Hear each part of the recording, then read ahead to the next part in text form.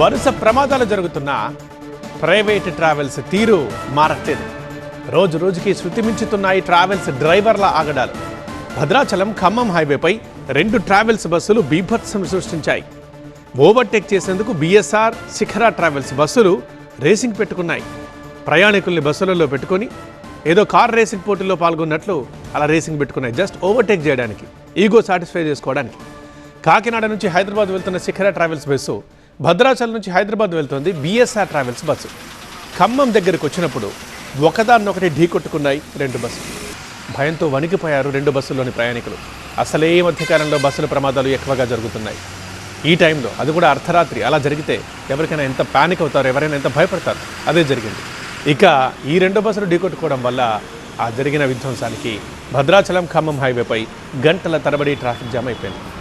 ప్రమాదం కారణంగా ఈ 2 వెహికల్స్ ఇక్కడి ప్రయాణికులే కాదు, వందలాది వెహికల్స్ అటు ఇటు ఆగిపోయాయి. ఎంతోమంది ఇబ్బందులు పడాల్సి వచ్చింది.